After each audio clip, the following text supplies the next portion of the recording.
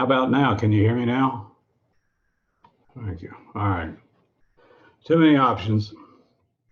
I've been on too many Zoom and other kinds of calls, uh, Duolink and whatever, trying to talk to some people and get some things squared away. So it's been outside of that and all the sinusy stuff. It's been an interesting week, but I think I'm here and I think I'm glad that I don't have to be tested, though I did think about wearing a mask today just so you could get the full effect of what it's out there in the real world. And not that I would know, I haven't been out of the house in about 6 days or so, 5 or 6 or 7 days. But at least I remember what the real world used to be like, so that's good enough. Hopefully you had a chance to get into some of these readings having to do with some of the cultural / diversity issues that we have to deal with in higher education. Now, the obvious ones are the racial and multicultural sorts of differences. I mean, those are things that, as a society, we kind of kick around a lot, and we make sure that we've organized things in such a way that we're not blatant in our disregard for the gaps and the differences that occur primarily between cultures and between races. And so the whole performance difference is a real deal, and we all know it, and we do our best, but sometimes we get there and sometimes we don't. But underlying all of that is a sort of a bigger issue, and that's the issue related to gender and the recognition that men and women, outside of obvious differences, are different in many different ways in terms of approach, in terms of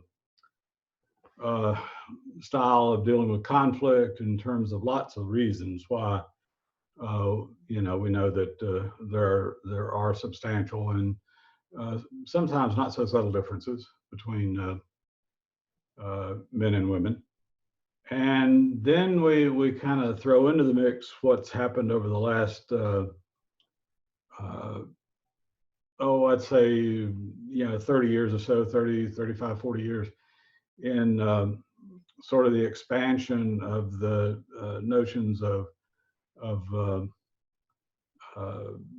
gender identification, sexual orientation, and all the different sort of ways in which we categorize ourselves now.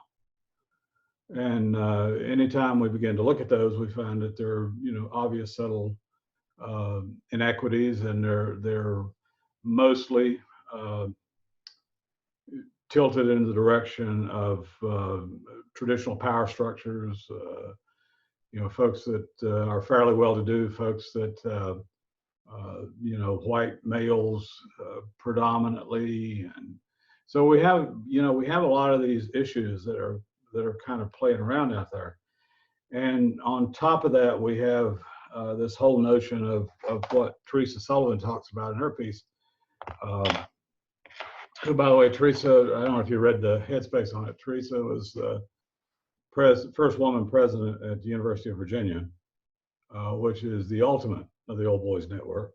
And I was fortunate enough to get my doctorate there, but I was also fortunate enough to meet her a couple of times, and she's quite a powerful force, quite a substantial force that you find yourself, even though she's kind of quiet and a little reserved and things like that, you find yourself very much enthralled by her after a little while, because she has this huge intellect and a nice way of interacting with people, and so she's impressive. But she talks about the greedy institution, and she really left UVA under for a couple of reasons. One, there was a little bit of a cloud in terms of how she had responded to some things and how she had reacted to some things in terms of having to do with Charlottesville and demonstrations and things like that, and uh, some previous incidents prior to that that had a racial component to them. And also how, in a more particular sense, she was under a lot of pressure because of the alumni base and the good old boy network at UVA, and it's not my doubt at all that she couldn't have handled the pressure, the political pressure. She just decided she didn't want to,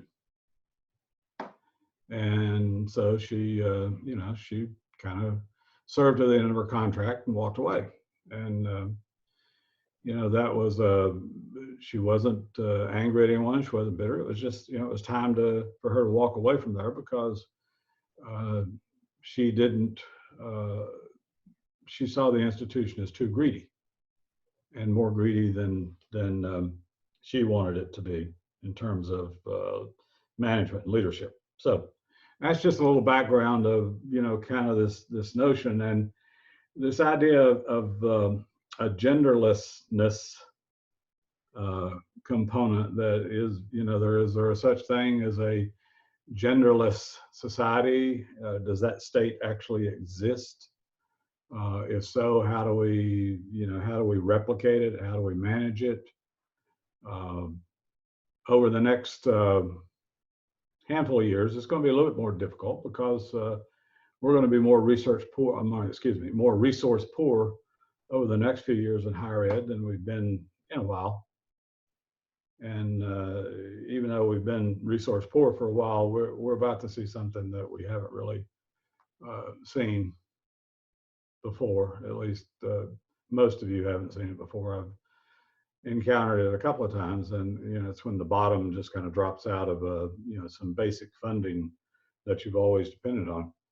And when that happens, you end up kind of remaking yourself and figuring out how do you best get where you need to go.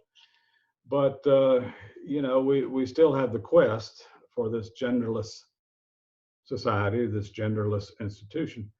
But what was your take on it?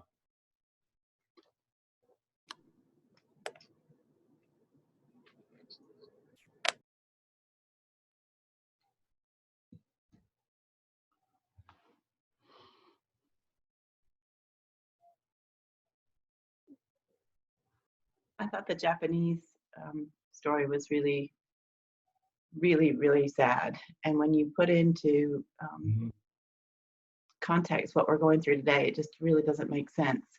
So, like in our situation, we had a lady who's out for medical leave anyway. So we were one down in admissions. And now because of our situation, we have the part-time person we had 28 hours a week. She's out. So we have 2 people doing the job of 3.5 people, and the work studies are out as well. So it's nearly impossible.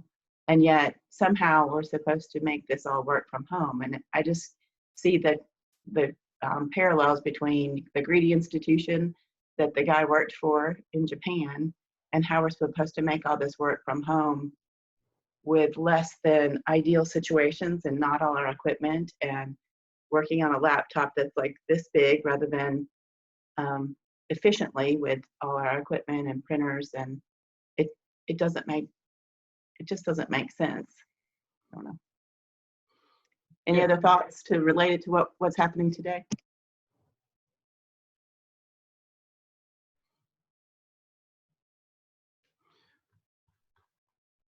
Folks, I'm the old white male in the crowd, so by all definitions, I have all kinds of privilege. So I'm going to just stay out of the commentary too much. I'm not being cynical or anything like that. I'm just these are issues we deal with all the time, and to me, in my mind, the worst thing that kind of plays out from this is the guilt that conscientious professionals tend to feel when you can't do, what you have always done or wanted to do or feel responsible for doing, and because of the circumstances, you just can't, you can't pull it off. You can't manage the load, or you can't manage the circumstances or whatever. And rather than being able to kind of deal with that, we all often, or very often, you'll find that people feel more guilty that they can't get it done. And there's some studies that I don't know how good they are. I don't know how biased they are, so I won't really speak to say they're good studies or anything like that. But there have been a few studies that have kind of thought that empathetic guilt bone is more a characteristic of females than males. And I can't speak to that. I've only ever been a male, so I can't say. But I do not think. I haven't noticed that. When I'm able to rationalize that what's going on and what's happening and how things are going, that I've been able to kind of walk away from the guilt piece and not sweat that too much until late at night, when you wake up in the middle of the night going, oh my God, I need to get that done. That's going to be, so I don't know. That's all an old white male can say. What about the rest of you? I thought it was interesting in talking about the bias avoidance, and in particular, how people oftentimes, and I can speak from being a female, you try to hide your and downplay commitments that you may have outside of work because you don't want to see that as a liability, and you be seen as a liability that in regards, I remember my maternal grandmother talking to me. She was a housekeeper, and it was interesting because conversations she'd hear with all the people that she cleaned their houses and such, and she would make a point to say your professional life and your personal life should be very separate, and you don't want to talk about you have a lot of issues going on, regardless to sickness, children, or whatnot, because that might be seen as a liability and you can lose your job. You can lose opportunities to get promoted because you're not seen as a team player. And I see it even with where I work, the difference between, I don't really talk about family and a lot of things when I'm at work, because when I'm at work, I'm there to work. Not to say I don't have a supportive supervisor, but as a female, I've often seen it as a liability if I bring up my children, if I bring up any other commitments that I have. I had to walk my mother through a transplant process 5 years ago. She was on dialysis. I did all that, and I never took a day off from work. I didn't talk to my supervisor nor anybody else about it because I didn't want to be seen as someone who needed to take time off to deal with family issues. So when I read this in Sullivan, I think, not to say that males don't deal with it too, but I think there are people who feel that disconnect. I need to keep some of what's going on in my life outside of work because I don't want to be seen as someone who can't be a team player, who's not committed, who doesn't want to look at their career and move forward. I've worked with different people over the years who told me that I remember working at Virginia Tech and someone told me about that they finally got a promotion once their children got older because their supervisor said, well, now you're not going to take all that sick time off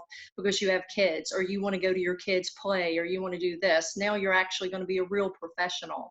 And she was very offended by it because she said, I've been here, I've been doing my job, I'm allotted X number of sick hours during a year and I don't use them all. But she said, I feel like it's because they knew I had children and I knew some of the commitments I had outside of work. So those are just some of my thoughts as I read through Sullivan and some other things about greedy organizations. I think this work-life balance, and now that we're at home, it adds an interesting dynamic for when we do go back into when we're there on site, how many people can say, is my work-life balance, in check or not? Yeah. And during, when I listen to you, I'm kind of just sitting listening. I'm going back to my counselor thing. I hear you saying that, the traditional sort of response, but the what do you think motivates you to kind of feel that way? Is it fear that you'll be perceived as weak, or uh, you know, fear that you're not doing your part? Or I mean, you kind of there could be lots of different motivations there.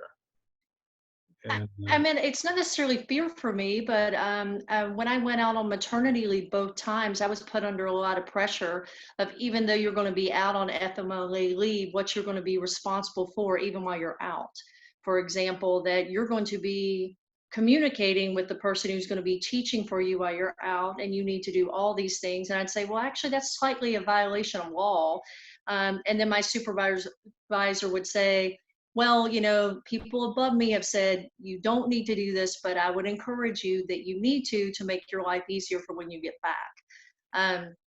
So it just became an issue. It's not necessarily fear. It's just, I guess I've learned over the years, it's better to keep my personal life outside of work, because I want to stay focused on work. And I've been around enough people who, have made comments in previous places I've worked at before. If you're talking that much about your home life, then maybe you don't really want to be here and you don't want to be at work. And I don't know if other people have had that said to them before either.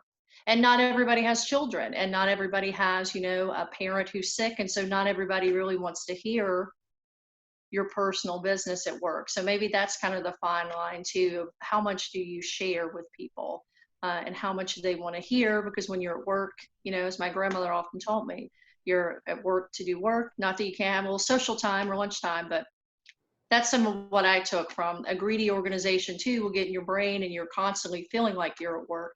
So you feel like you're missing out on something. So I can kind of talk to that too, in a sense, because Dr. Bolt, you asked, what was it that made you not speak up? And last, whatever it was, December, I had surgery to remove breast cancer. And I only told my immediate supervisor and, my dean. And it wasn't a fear of being released, let go or not. They're all very accommodating. My fear was I didn't want to look weak. I didn't want someone to make an accommodation for me that I didn't think I needed. And I didn't. I mean, it was fine. To me, had surgery, got done, was healthy, and it was just a step along the way. But I didn't want someone to have to make an accommodation I didn't need, or worry about something that I didn't really need in that sense. And I feel actually kind of the opposite in our department. I feel that us talking about our home lives and kind of knowing everybody makes us that much more that much closer, and a well-knit department that we work better together, almost more like a team. So we all have, like today we met in Zoom at 11 o'clock and we were talking about our dogs and the babies and this and that. But in the same sense, it's harder to step away right now. Like my work computer is right here. So I haven't left my desk since 6:30 this morning. So again, separating is different. Yeah, it is, I think some of it is a little bit of a cultural component. In our underlying American culture, we equate effort and quantity of effort and, how difficult the effort is to accomplishment and success. And so, we think that we need to work 8, 10, 12 hours a day, kind of in a constant manner to be successful. And if you look at, lots of other cultures now, not Japan and, a couple of places like that, but if you look at several of the other cultures, Scandinavian cultures, some of the Middle European cultures and things like that, they're very much focused around accomplishing an outcome. And so if it takes 6 hours to get it done, it's 6 hours to get it done. Then you either move on to another task, or you kind of take a break between that task and the next one. And so if somebody works 20 hours a week and accomplishes what task you've laid out for them, what accomplishments you've laid out for them, what expectations you have, then that's that. They've met their job requirement. And if it takes somebody else, 50 hours a week, it takes them 50 hours a week. But, there has been a tilt in culture, and I think it has to do with keeping the financial markets up to date with the financial markets and keep them running constantly. That we are in a kind of a 24/7 business cycle now, and that creates a lot of that drives a lot of business structures. When they have to be open and who has to be available when and who has to be available why.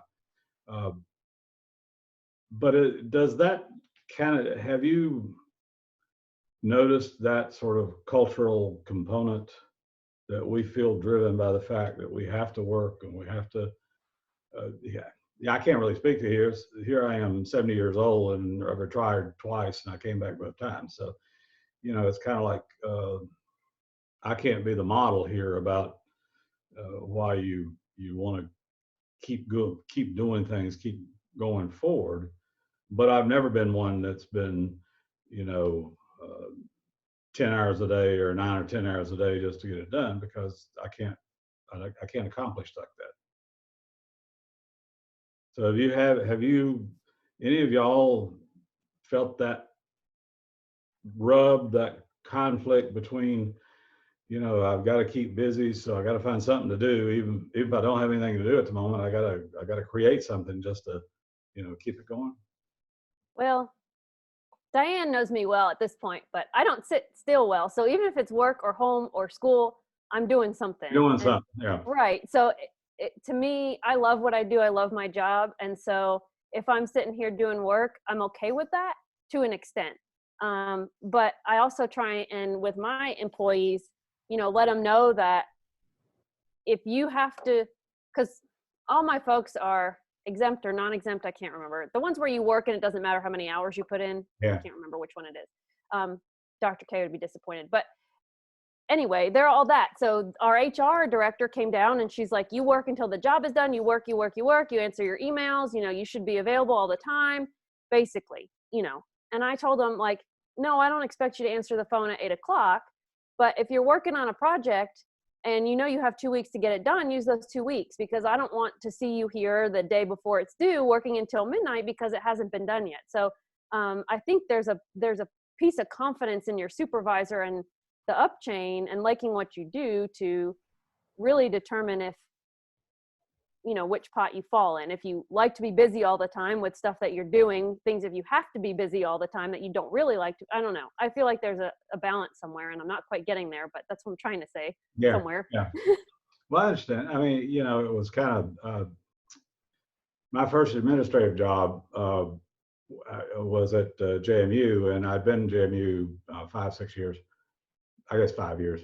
And the dean appointed me a department head, and asked me if I wanted to take a department head's job. And it was 30 some faculty members and half a dozen different programs to deal with. And the department was called the Human Resource Development Department. So we were dealing with technical education and HRD and lots of different areas in between. And he said, I only need, he said, you won't need a calendar.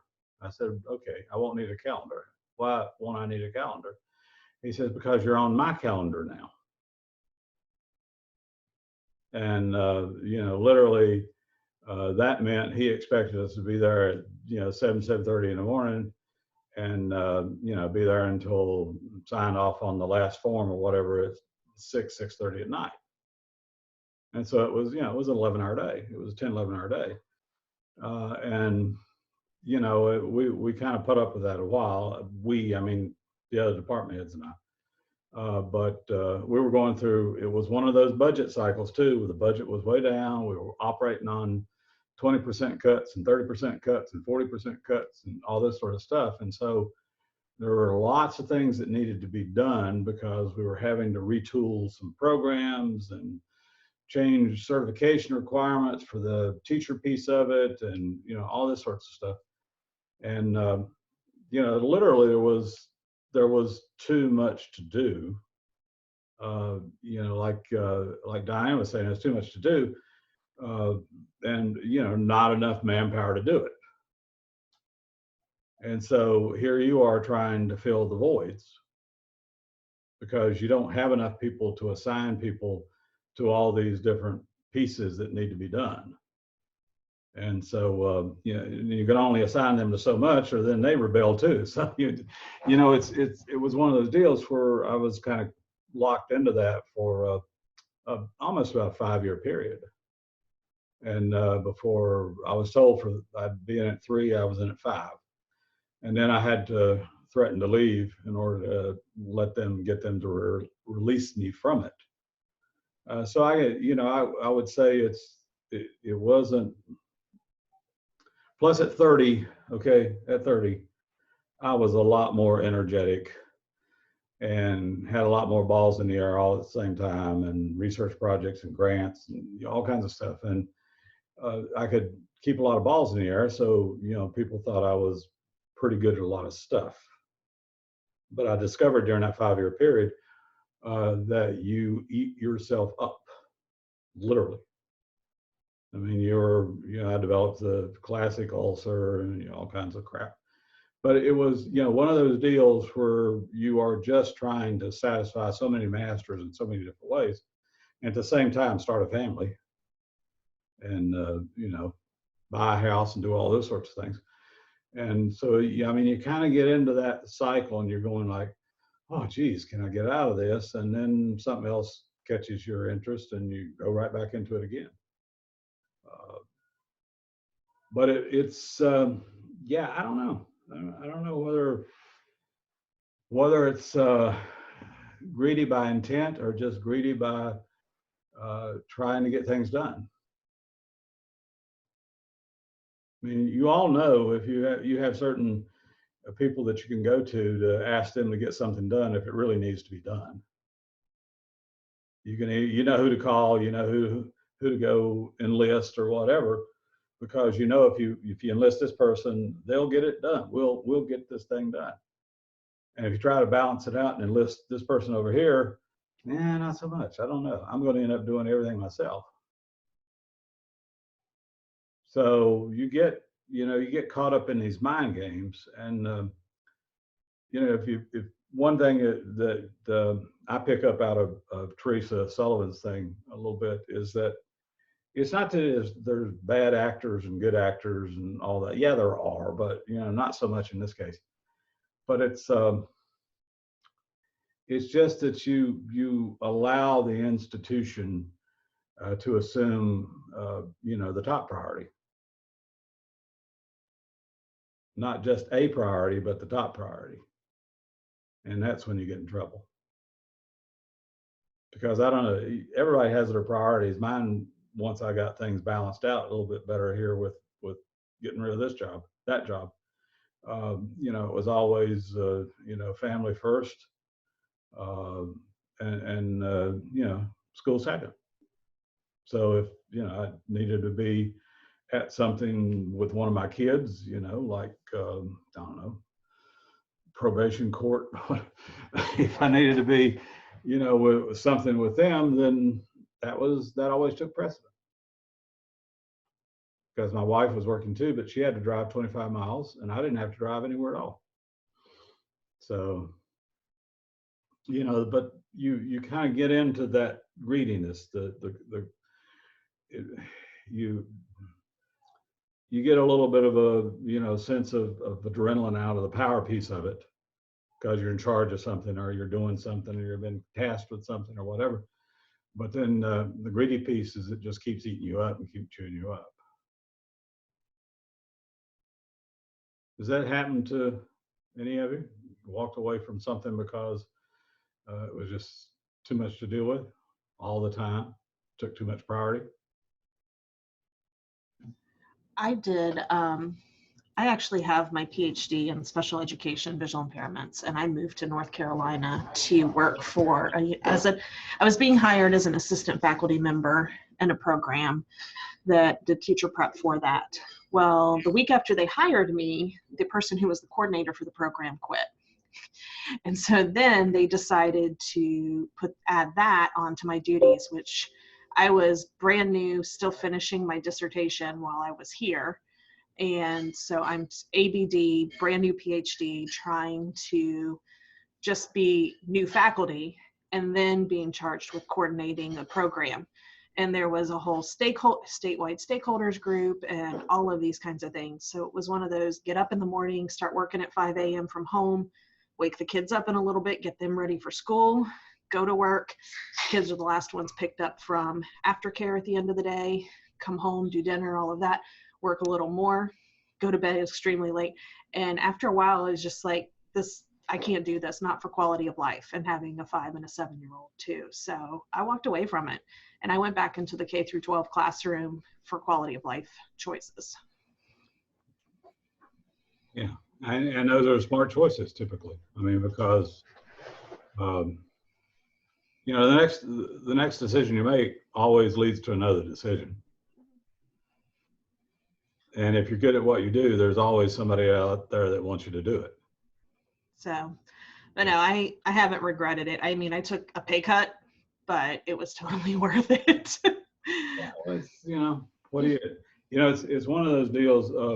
Back in, I guess, right around the turn of the 20th century, I don't know if you've heard of the Scandinavian philosopher Thorstein Veblen.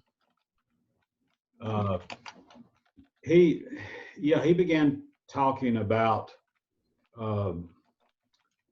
this idea that he laid out called pecuniary emulation, and that you know, society, cultures, capitalistic cultures, democratic cultures, tend to evolve toward a way of defining value that's related to capitalistic outcomes, money.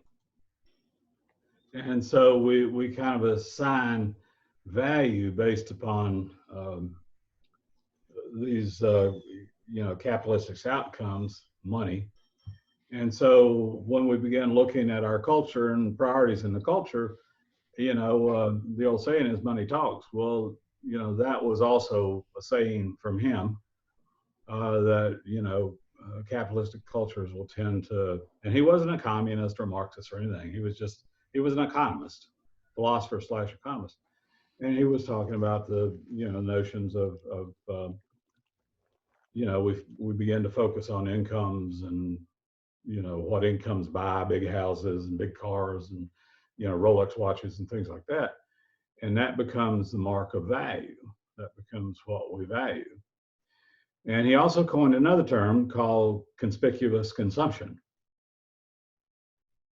That, you know, people that have, you know, those pecuniary benefits, that have all the money, how do they separate themselves from people that don't have as much money? They do that by buying things that they don't really need and paying way too much for it. And so, you know, you buy the big house, or you buy the boat, or you buy, you know, whatever, and you use it 10 times, the boat you use 5 times or 10 times in a year. And after a while you figure out, well, maybe that wasn't a great idea, but you bought it because you could. And it was the biggest one you could get. And so Veblen, you know, he talked about this idea of you know, attaching value to money, or money to value, rather, the other way around. That was our measuring stick, and you know, lots of cultures have different measuring sticks. He's a real interesting read. If you go back and just look for stuff by Thorstein Veblen, Veblen, I think, and you'll find some interesting take on how societies are organized, and in some sense how organizations are organized, because you know, priority always follows money, or vice versa. Maybe they go together. If an institution sets priority, that's where any loose change they have, that's where it goes. And so it's you know, this idea of how we organize and how we value time and how we value effort and all those things eventually comes to this sort of pecuniary model And, you know, I'm not trying to be deep and philosophical or anything like that, but it is an interesting look at how we make decisions as a society. And so what does all this have to do with a genderless institution? How much do females in higher ed get paid compared to males? How many female administrators are there in higher ed compared to male administrators at the very top levels?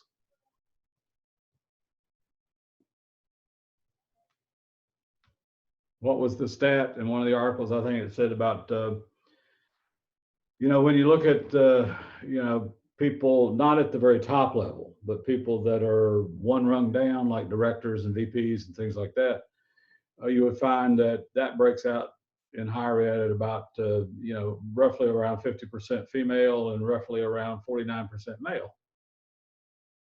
And so it's about even, about 50-50.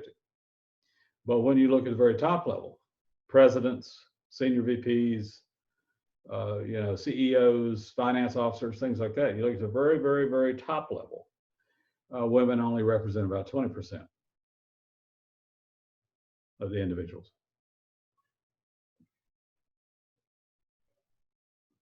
And then if that gender intersects with something else, and a lot of research has been done on the racial gender intersection, you know, a whole field of research philosophy is called intersectionality, in which you can look at, you know, a couple of different characteristics that people might have and try to understand, you know, how those, what impact they make. But that notion of having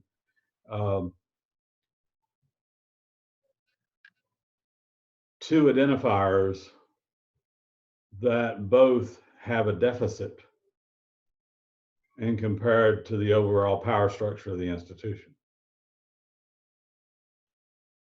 Now, from my viewpoint, that has changed a lot in the last 10 years. It's been a real rapid change in the last 10 years.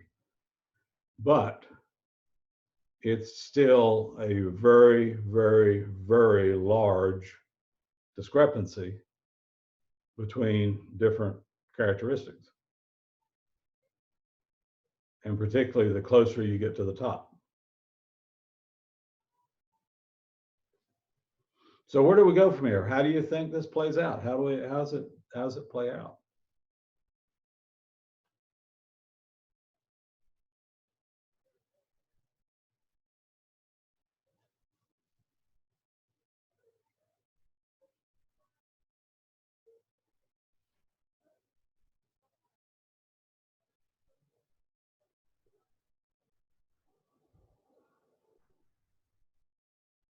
I mean, I'll just make an observation about when I was writing the paper regarding our institution.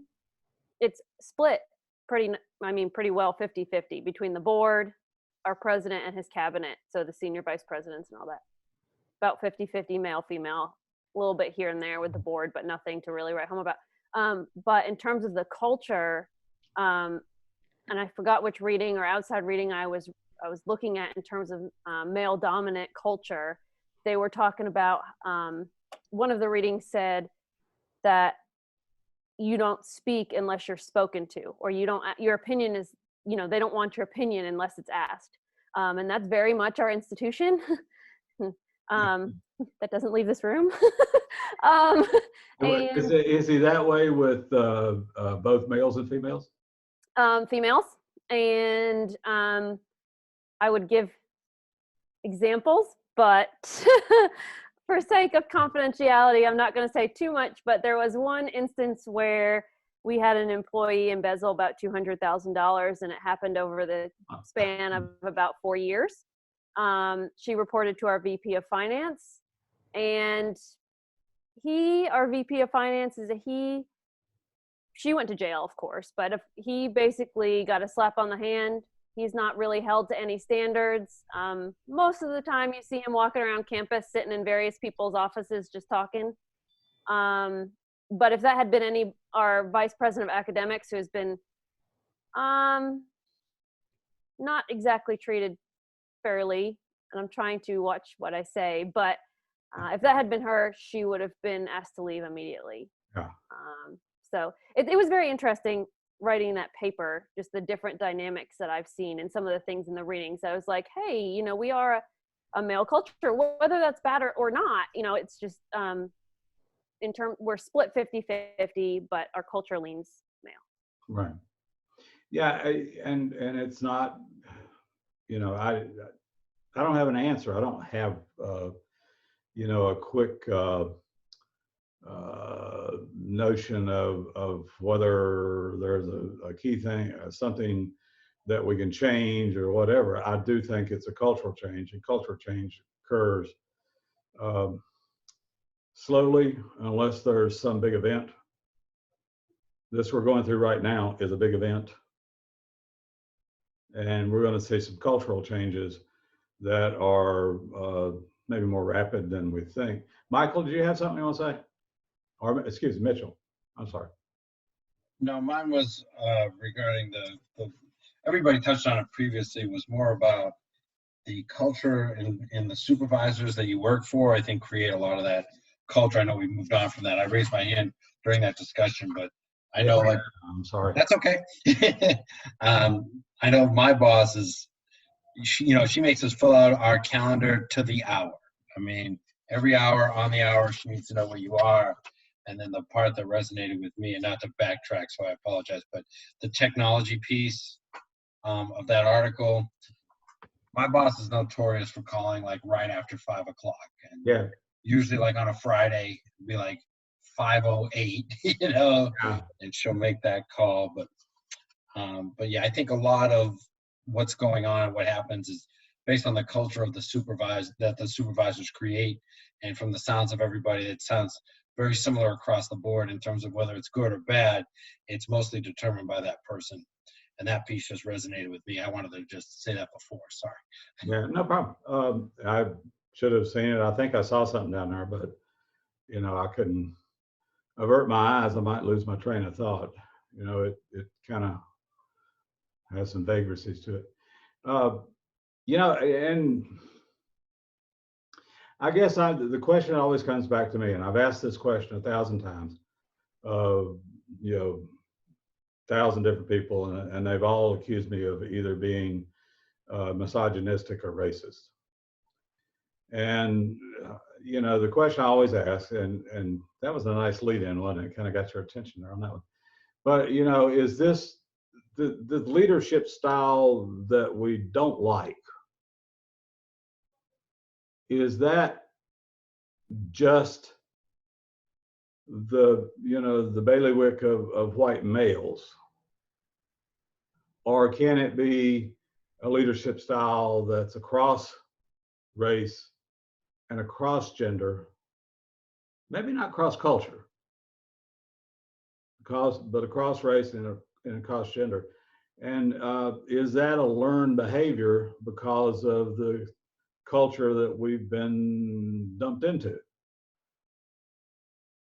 I mean, do we continue to do sort of this male dominated, or, you know, guy at the top that makes all the decisions?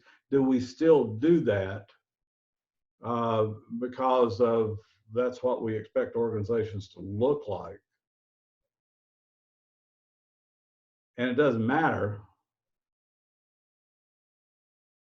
race or gender or sexual orientation or anything like that, because we expect that guy, that whoever it is at the top, to kind of take charge and, you know, call on who he wants something from, or who she wants something from. And does it go beyond, or is it, you know, something that's been very privy to, you know, white males? I've worked for authoritarianism, like very authoritative, my way or the highway, both a male and a female. So I think it can cross gender. I think it's just simply the culture of the organization where you work. And that's how organizational, in both of those different institutions, that's how the culture was, and that was the expectation. So it was the same in regards to how the male supervisor would be and the female supervisor would be. In terms of Mitchell's example, even I need to know every minute where you are. Sending out messages, you know, even when you're on vacation, even when you're supposed to be off, you know, all the expectations. So for me, I've seen it and experienced it in both male and female supervisors. So I think that it can cut across, and both of those were Caucasian. So, you know, I'm not going to add the race component in there because I've not experienced that, but I have at least experienced it in, you know, both male and female supervisors.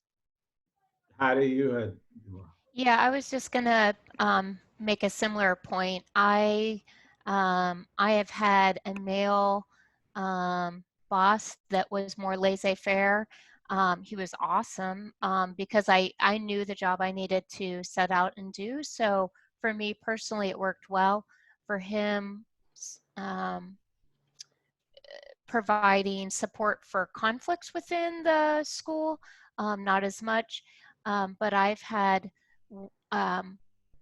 female, and yeah, I won't go into, well, I have a female supervisor who also, you know, wants to know down to pretty close on the calendar what you're doing. What you're doing in 10 minutes. Or about. Yeah, and which is, you know, I find that really hard for someone who already is a perfectionist. You know, for me personally, I'm more of a perfectionist. I don't need a lot of guidelines. I just need to know what the end result is, and that, you know, I automatically check in and love getting feedback. So it's more of a hindrance, honestly. But for me, the culture has more been the personality of the individual. Yeah. And yeah, and I think it breeds itself to how the interactions of faculty members work, whether it's an environment of more fear or an environment of collaboration. Yeah, it's I don't know. It's always been fairly perplexing to me. I mean, we attach it to certain characteristics, but I've never really. And then of course you go back and you look at the you know the stuff by Foucault and, you know, all those Foucault and all of those all of his disciples, you know, talking about postmodernism and all like that. His notion is that, you know, this is the whole idea of critical theory, that yeah, okay, well that's that we've always done it that way because we made certain assumptions, and so we've always done it that way. You know, the first thing we have to do is we have to throw all of our assumptions out and assume that, you know, we're flying in clean air, and so, you know, let's just figure out what works and what doesn't work. And you know, that's been picked up primarily on qualitative researchers, but, you know, it is this notion that we have to cut the moorings away from what our assumptions are and what our you know, sort of anchors are. And most institutions aren't willing to do that unless it's the top person coming in that decides that's what we need to do. And then you can possibly get it done because you can reorganize, you can restructure, you can. All you have to do is survive a couple of years and, you know, let people get over being so upset with you. And if it's successful, yeah, you put it in place. But I think the assumptions too kind of fall on the leader too. I've had leaders that are female. I've had leaders that are male. I've had leaders that were of different races. And sometimes you kind of get this feeling of whether it's female or anybody who's not majority, kind of doing this extra push. I have to do a better job because they're going to say I didn't do a good job because I'm a woman, or I didn't do a good job because I'm not a white male. And so I think some of it is a self-imposed attitude, and some of it not so much self-imposed, depending on the culture of where you are. But I do think there's some of that too, from the person's perspective as the leader, going, if I mess up, they're going to say it's not because Julie messed up, it's because she was a woman and couldn't do it. So I think there's that pressure that you have to try to be better or work harder in some regards.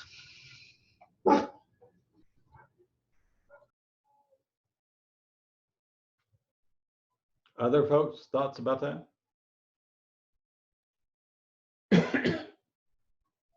Sorry. I think it's mainly across gender, but then also I wonder how much of that acting out of fear, whether it's from a supervisory or a subordinate, comes from situations like Melissa described, where they're being more reactive to a situation that's happened in the past or years ago, rather than the day and time and culture that we live in now.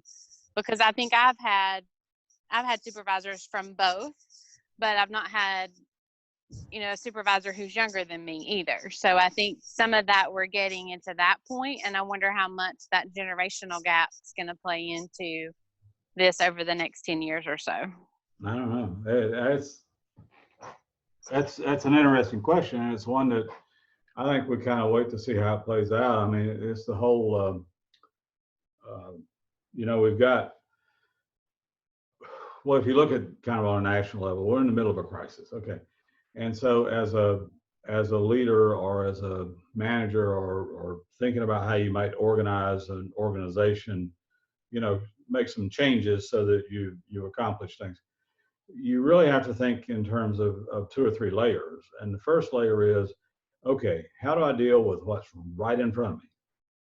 I mean, how do I deal with, suddenly going online with an entire campus? How do I deal with, the financial pieces of it? How do I deal with the bottom falling out of the funding stuff? And, how do I deal with these things right now? And you need to organize and manage in such a way that you can try to keep the boat afloat, because that's essentially what you're doing. But at the same time, you have to have a transition thought. You have to have, if not a plan, a transition thought. Where do we go from here? I mean, this, like all things, will pass. It will be over. And we will move on. We'll go forward, I think, with some changes, cultural changes and all that, but we will go forward. But how do we position ourselves in that going forward? What's the transition that way? And at the same time, maybe even have to think about that 5-year layer or further out. Where is this position? Where's this organization going to be positioned 5 years from now? Okay, if we can get through this, get through today, get through this stuff, and figure out how we're going to make that transition. What's the transition plan? And you always need a transition plan when you're trying to make changes in an organization. And then where do we want to go to? What is it that we want to be like, out there, 5 years, 3 years, whatever. And so, the dilemma right now is that you're having to think as a manager or as a leader or somebody in charge of something, you're having to think 2 or 3 layers. It's kind of like the Star Trek and 3D chess, stuff like that. I mean, you really are, operating on 2 or 3 layers, and you have to kind of deal with what has to be dealt with, but it always in the back of your mind thinking about, okay, how does this morph into that? How do we go from here to here? And that's why a lot of people say that this chaotic environment is a perfect opportunity to become better. And I've kind of noticed that when the world is kind of falling apart and doesn't look like it can get any worse, it's like, okay, well, let's come up with some solutions. Let's figure out an answer. Let's try to be better at what we did or what we do. And so it is it's really a struggle to keep all those priorities separate. But obviously the first one is we got to deal with what's in front of us, because you got to keep the boat on the water. And once you can do that, once you figure out how to make that happen, then you got to get deeper in the woods a little bit with stuff and figure out how do we transition and what do we look like 5 years from now. And so as you you, in some ways, you hit a perfect semester for this class, because it's a, if only my little health had been a tad better, hadn't gone through a couple of these things. But you know, this is what leadership and organizational management, organizational structure is all about, is figuring out how do you deal with, you know, those things that have to be dealt with, and at the same time be strategic about where you're going once we get out of this. And that's a perfect discussion to have right now, because that's where we are.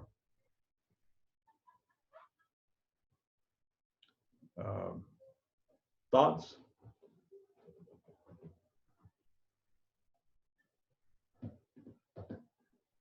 Yes, that is the big question. Where do we go from here? Yeah. You know, what is next? I think there's a big unknown out there. You know, like you say, we'll get through this, but there'll be some cultural shifts, some changes. Yep. What are they going to be? What is it going to look like? Where do we fit into that whole process? I keep thinking about that as well. What are the next waves of jobs? What are those going to be like? Yeah. You know? So it's just, it's intriguing. It is. You know, it is, in some ways, it's a very scary time to be alive, but it's also a very exciting time to be alive, because you're kind of seeing probably the signature event of the 21st century right now, because it's a worldwide event. It'll require worldwide changes. It'll require structural changes. It'll require governmental changes. Lots of changes. And you know, it could go bad or it could go well. I tend to think human nature will take us in a better direction. I think the majority of folks are pretty decent and pretty rational and pretty well thought through. Slight majority at this point, but hopefully they'll hold true, and we'll see how it goes. But you can't worry too much about that, because you still got to deal with today. You got to keep the lights on today, and you may make some short-term decisions that are not in line with what your next decisions will be. But they will get the bills paid, and they will keep the lights on, and they will get, you know, keep people benefits and things like that. And so you'll make those kinds of decisions. But it is in some ways, as I said, a very exciting time to be doing all this stuff, but it can be a scary time too. Adrenaline works two ways. It's flight or fright. And, it could, send you soaring upwards, or it could make you run for cover. And so you have to, think about how these things work out. But back to the thought about genderlessness. Is that a realistic expectation or a desirable one? Outside of the equity piece?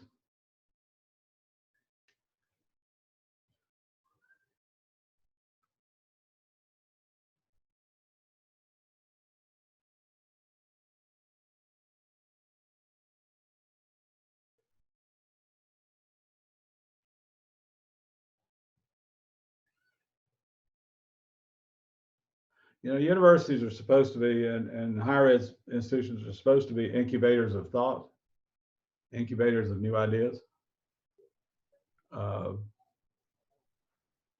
Thought, new ideas always come out of conflict. Yeah, Julie. I'm thinking, I'm trying to put it together. The idea of genderlessness and kind of looking at it, every person is equal, is something that does seem like, it seems like that would be what we want to go toward.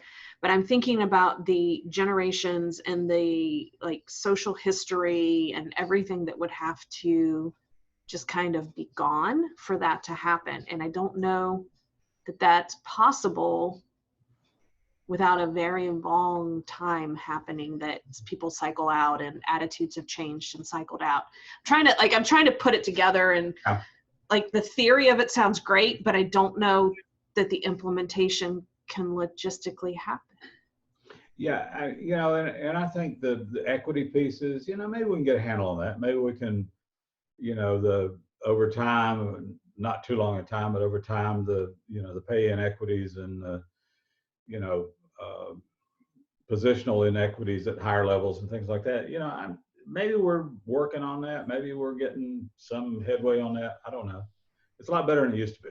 Well, and some of it's social change over time. If we look at just society and civil rights and the way things have changed, whether it's gender or whether it's minority groups or anything like that, it's really not been that long that we've had those civil rights movements and changes that have impacted those groups.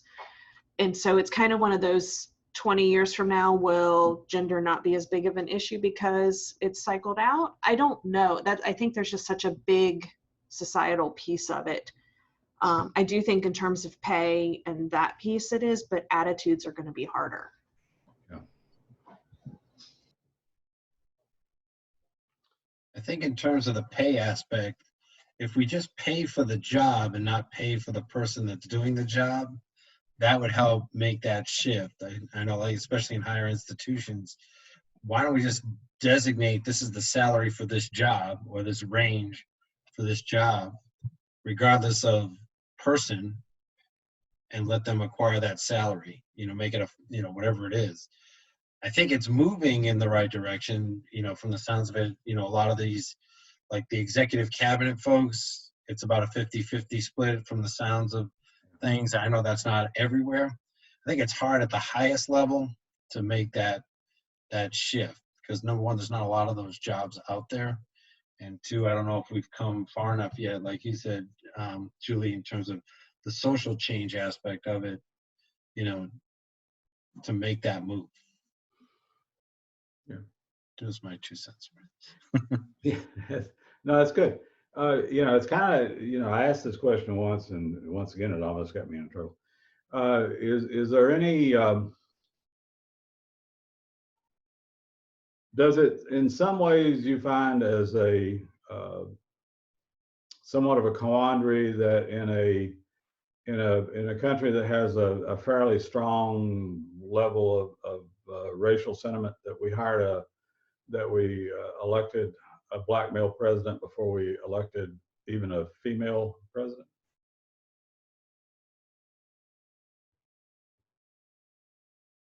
And we still haven't?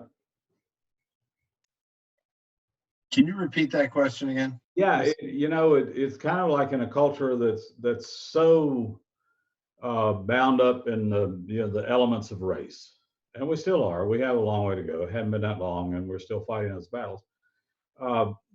Don't you find it sort of odd that we elected a black male president before we could have elected a female president?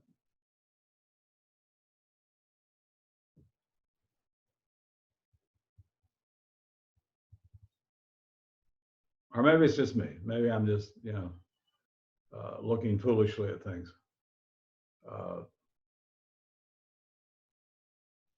But is misogyny the bigger issue that we face in terms of disparity?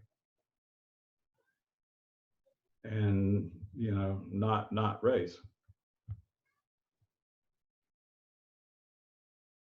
I think there's still just a lot of challenges out there. For example, my husband's an entrepreneur, and he sometimes, when I'm working during, final exams, when I get stuff going on, he'll take the kids and do stuff. And he talks about how society, and now he has a Finnish grandmother, and then his other grandmother's Puerto Rican. So he really grew up with his Finnish grandmother in the household, and they kind of embrace. Yeah. So he grew up with like that whole quality of life.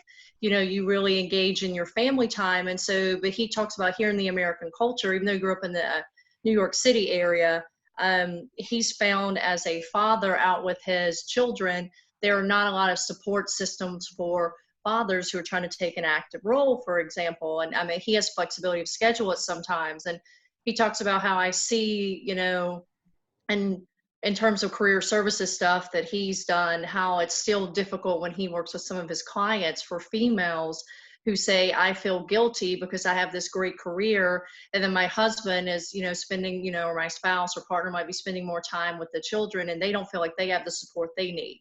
So even my husband's trying to spend time with our children and has a flexible career. And he's did a lot of things earlier in life.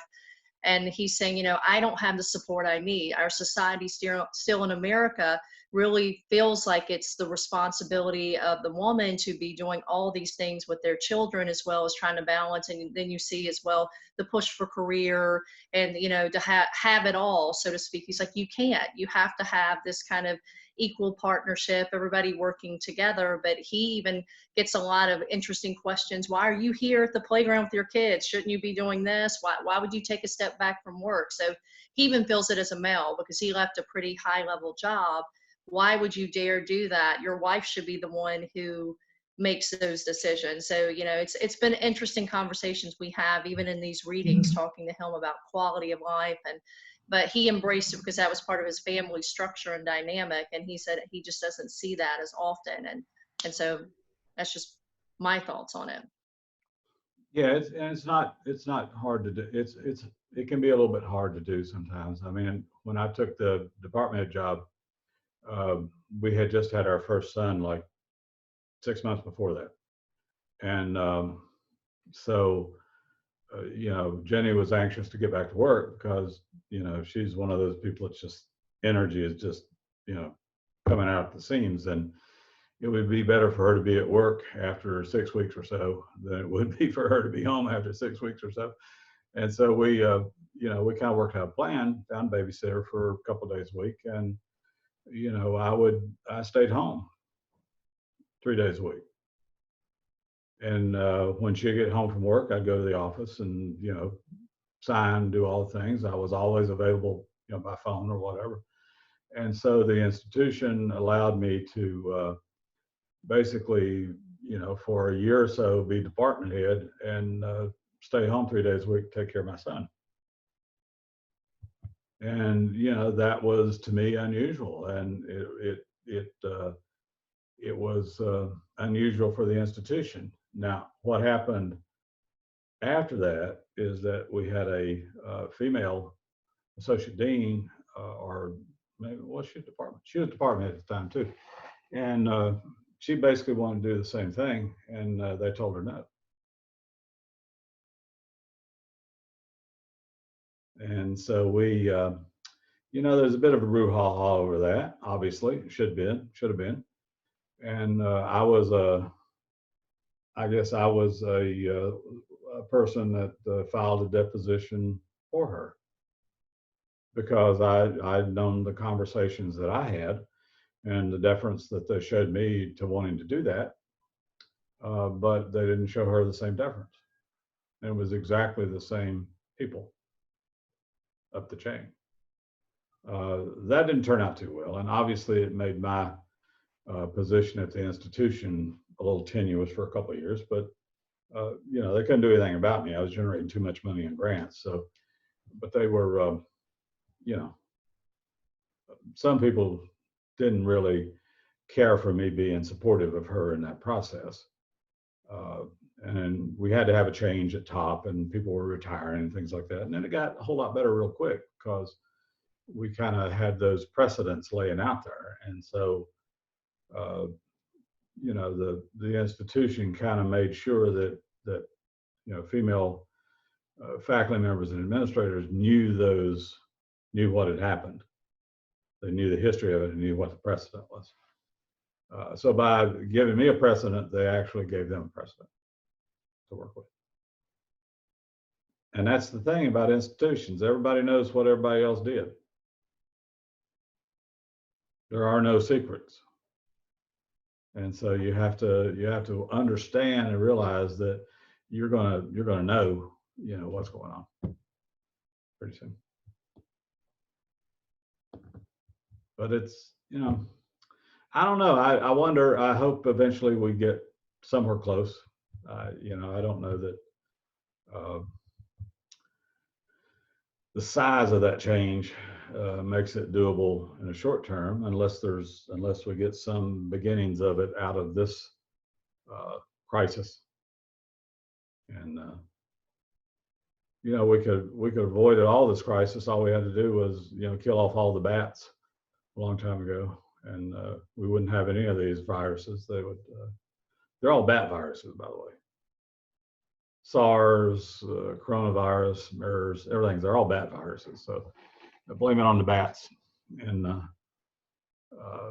you know, they eventually eat something, or something eats them, or next thing you know, it's in a animal, and then we eat the animal, and it's in us. So you know, they're all bat viruses. I found that very interesting when I was reading the ethnology of these viruses and figuring out, you know, where they all came from. They all come from bats. And Well, I think too, coming out of this, all these jobs that people have had, and they said, oh, you can't work from home or you can't work remotely. I think we're going to see a big shift in that as we go back. And it's like, you know, you said I couldn't do it. We did it for 2 months. We did it for 3 months. We did it for however long this lasts. I think it's going to change too, kind of the shape of education as we start getting people who are putting courses online that they didn't previously do it before. And they're like, oh, well, this is doable. I can do that. I do think we're going to see some major changes in what work looks like in terms of locations, and then kind of education. I think we'll see even more online than we've had, which not all face-to-face needs to go away, because that is preferred by some students. Some students do not want to be online learners, but I do think I think this is going to change in the following semesters. well, I would agree. I think, and because once it's doable, and we've kind of demonstrating that when done okay, it's doable, and when done well, it's very effective. But you know, getting to that effective piece, you know, that's the other thing, because people have always done a certain way, and so getting them to think about doing it differently. The other big thing that I've noticed just in this brief period of time over the last month or so, you know how easy it is to schedule meetings. I mean, trying to schedule meetings when you're trying to do a face-to-face thing, you know, everybody sitting in the same room with university schedules and people's calendars and things like that. It's crazy. You can't get it. You schedule meetings online, Zoom or whatever, and you get almost everybody there. And You don't have to walk across campus. no, I guess that's it. Yeah, it's not raining, and it's not, you know, but everybody's there. And so I contend we may get a lot more done in virtual meetings than we do in you know, physical meetings, you know, at some level. Sometimes if you're going to fire somebody, you better be in the room with them, you know, something like that. But you know, the difficulty, I mean, we may find lots of things out of this. I mean, we may find that once again, I say, you know, chaos creates opportunity. So this may be an opportunistic time frame. Okay. Other thoughts about this genderlessness thing or stuff like that? All right.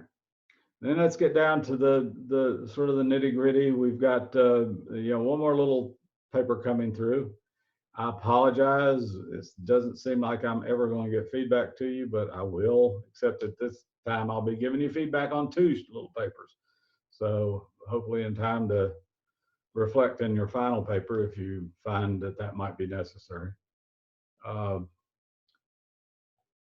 Readings, there are no really new readings for next week. We're not really scheduled to meet next week.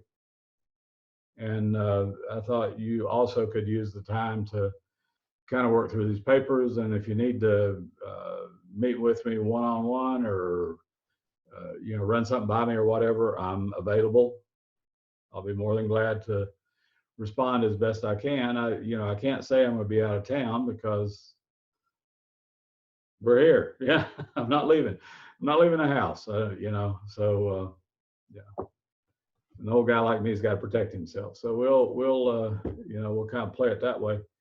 And then I think we had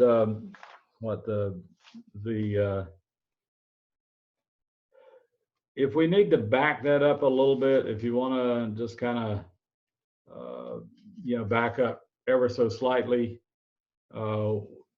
we've got a date of the 15th. It could go a couple of days later if it need be for that final version. The final analysis I'm kind of locked into because we have to turn in grades at a certain point in time. So that's why that creates a bit of an issue. At this point, and I don't mean to, at the graduate level, I'm not sure grading is the thing that we need to be thoroughly consumed with, and so I never have been. I assume that people will do what I ask them to do and will respond to feedback. God forbid if I ever give any feedback, and move in an appropriate direction and participate in discussions and things like that. And if that's the case, then, you deserve the credit that's available in the course. So, I'm not I also don't believe in the concept of zeros. I think those are some of the worst grading practices, and I wish all institutions would do away with allowing people to give zeros. Give them a failing grade, give them a 59. What's lost? A 0 kills the entire grade, 59 doesn't kill the entire grade. So it's I'm not a big fan of what we grade and how we grade things, and it's an industrial model anyhow. So my assumption is if you turn the work in and you do a thoughtful job in doing the work that you do, and the final project comes in and it's in good shape and all, you deserve the maximum grade you can get.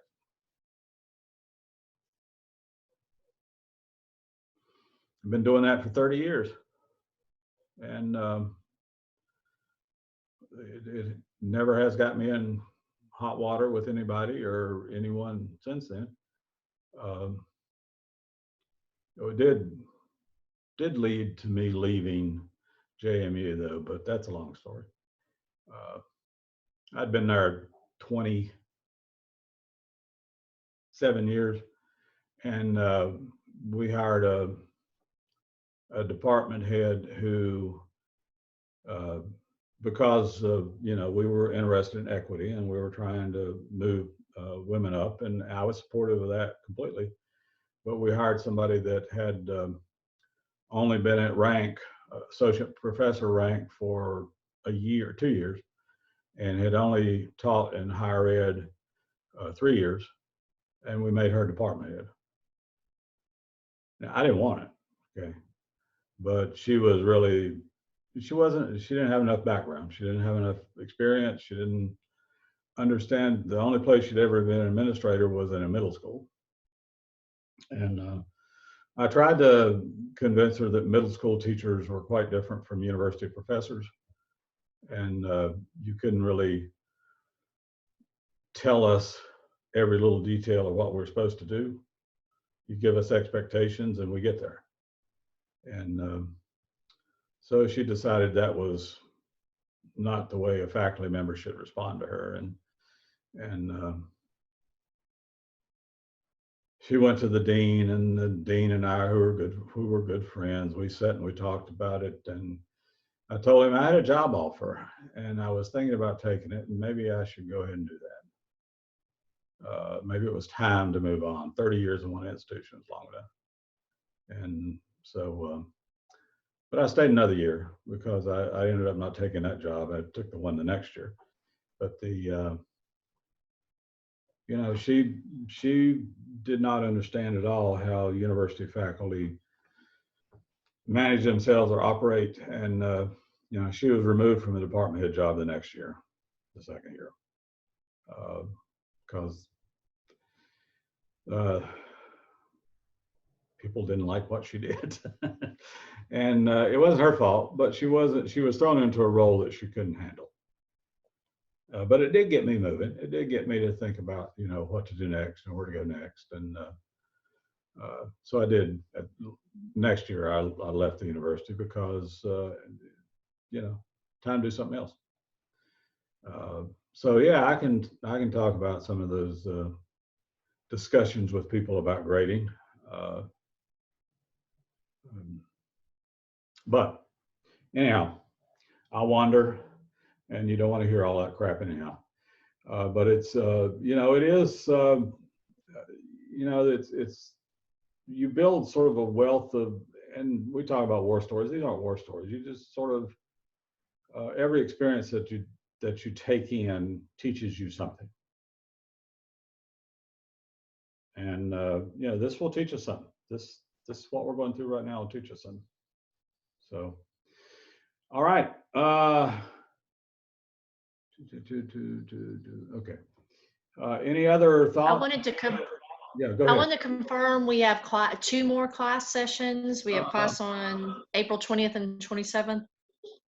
Yeah, none on the 13th next week. Yes, the 20th, because we want to spend a little time with organizational learning, because that's a you know, kind of a key part of the puzzle in terms of how higher ed institutions are organized. And I'll get those readings turned on probably in the next couple of days, so you'll have them far ahead of time. That's actually scheduled to bleed over into the next one, and I'm not sure we'll need that last one, but we'll see. We'll kind of, you know, work with that, and I'll let you know on the 20th whether we'll meet on the 27th or not. I'm not going to meet just to meet. I would rather make my time available for you if you have want to have individual discussions on stuff or something like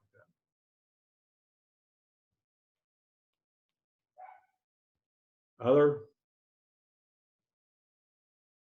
Don't forget, you can email me and call me. Start with an email. Because if it looks like it comes up potential scam, I might not answer. And email me. We'll get together. We'll Zoom. We'll talk. Otherwise, I will see you in 2 weeks. And honest to God, I will have read and gotten feedback on what you have submitted to you. I've actually read the first one. I just didn't do feedback. And so it won't take long once I get back to it, but that's going to be a couple of days because I got to catch up for this past week and what I didn't get done. Trying to get all of our doc students squared away. And we got a couple because schools are closed and organizations are shutting down that won't be able to collect data. And they're ready to graduate in May, next May, or this December, rather. And so we may have to grant waivers for them or figure out another way of doing it. So we're trying to figure out how to get them to their data so they can actually finish. But it's been interesting ride. Okay, guys, I'm gonna turn this thing off. I'll quit rambling, turn the recorder off. I'll wait to hear from you if you need me. Otherwise, I'll see you in a couple of weeks. Stay safe, stay inside. Okay, wear your mask.